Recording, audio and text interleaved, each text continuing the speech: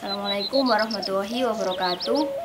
Halo Derek, kali ini kita berkesempatan untuk mengisahkan sebuah makam di Desa Junwangi, Dusun Junwatu. Setiap tempat memiliki kisah dan setiap kisah menjadikannya sejarah. Makam Junwatu menjadi salah satu tempat yang perlu disingkap sejarahnya, mengingat belum pernah ada yang mengulas tentangnya. Makam Junwatu terletak di area persawahan Desa Junwangi, Dusun Junwatu, Kriyan, Sidoarjo. Tidak ada yang tahu pasti kapan makam itu mulai ada. Yang jelas, makam itu mulai didirikan dan diresmikan pada tahun 1971. Makam Junwatu adalah makam Mbah Saharjo. Menurut beberapa cerita, beliau adalah panglima perang dari Mataram. Cerita versi yang lain, beliau adalah panglima perang pengikut Pangeran Diponegoro. Namun, yang paling dapat dipercaya, Mbah Saharjo adalah orang pertama yang babat alas Junwatu dan mendirikan perkampungan di sana. Makam Junwatu berbeda dengan makam-makam yang lainnya. Sebelum pandemi, banyak orang dari luar desa maupun dari dalam desa, bahkan dari luar kota yang berdatangan untuk berziarah. Menurut penuturan mereka, di dalam makam terdapat tosan aji atau gaman, yaitu semacam senjata pusaka tradisional berupa keris dan tombak perang. Derek, kita ke lokasi, sudah ditunggu Mbak Aziza.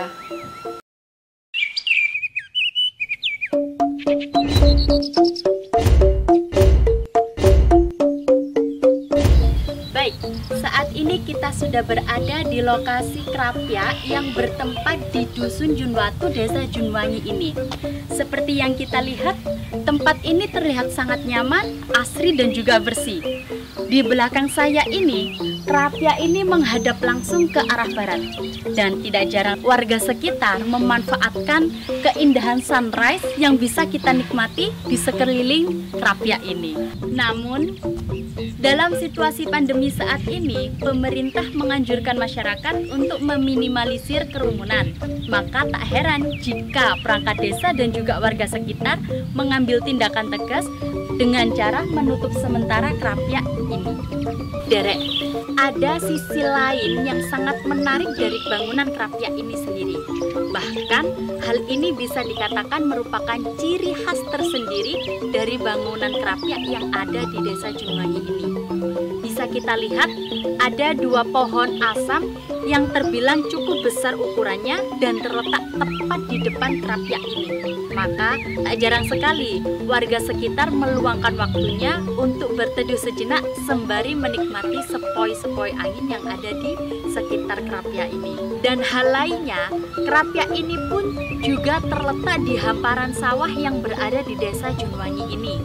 Bahkan di hari-hari biasa, tak jarang kita jumpai petani yang mampir sejenak untuk melepas penat mereka. Makam tersebut tergolong mistis. Di dalam area makam tumbuh dua pohon asam kembar yang konon katanya sejak zaman dahulu hingga sekarang ukurannya itu tetap sama, tidak mengalami perubahan sama sekali. Ada juga pohon jati yang katanya setiap kali pohon itu mati bisa tumbuh lagi, mati lagi bisa tumbuh lagi, begitupun seterusnya. Makam Junwatu masih tetap terjaga kelestariannya. Bahkan telah dilakukan beberapa renovasi dan yang terakhir di tahun 2015. Meski tergerus zaman, namun sejarahnya masih banyak diketahui orang. Untuk lebih lengkapnya, monggo Derek, kita simak penuturan Pak Janu selaku Kepala Dusun Junwatu. Di situ ada 3 makam. Yang sebelah barat makamnya Mbah Saharjo, yang tengah makamnya kuda sama alat-alat perang. Belah timur istrinya. Itu buyut saya pada waktu itu saya tanya umur 99. Itu buyut saya. Saya tanya, iki WT asem iki pirang tahun? Bahasa Indonesia kan pohon asam ini sudah berapa tahun, umurnya berapa tahun. Kata buyut saya yang pada waktu itu usia 99 tahun, saya sejak kecil aku ket lahir ya bisa ngono iku. Dadi yo garo. Tujuan orang takziah atau riyadhah ke makam kan macam-macam. Yang nggak tahu tuh urusannya sendiri-sendiri. Yang penting saya bilangi, kalau orang-orang luar dari Desa Junwangi kan banyak orang-orang luar, dari Surabaya, dari Gresik, dari Malang, Jember. Cuma saya bilangi, sampean kalau ziarah ke sini jangan macam-macam, dan lagi jangan sekali-kali minta kepada yang meninggal atau yang dimakamkan di sini. Kita itu mintanya tetap kepada Tuhan, kepada Allah. Cuma ya ada cara-caranya tertentu. Jangan macam-macam gitu aja. Saya belum lahir, kata orang-orang tua dulu itu dibangun pada waktu itu Pak Lurahnya itu di Junwatu, namanya Pak Lurah Abdul Manan. Kalau nggak salah itu bangun di makam itu di Cungkup atau di Punden itu sekitar tahun 71. Dibangun ya seperti itu. Cuma Cungkupnya, atapnya itu nggak lebar seperti itu. Kalau pagernya itu ya seperti itu. Dulu itu batu bata, cagak 4 loh. Sekarang kan jati. Berhubung direhab tahun sekitar 2015 baru dilebar, atapnya lebar untuk semua. Jadi yang perehaban baru, pagar yang melingkari, tembok yang melingkari, sampai ditinggikan itu. Kalau perawatannya juru kunci tidak ada. Kalau juru kunci makam itu makam umum memang ada. Kalau di makam Cungkup Mbah Sarjo itu tidak ada juru kunci, cuma ada orang yang masih family sama saya, mas saya.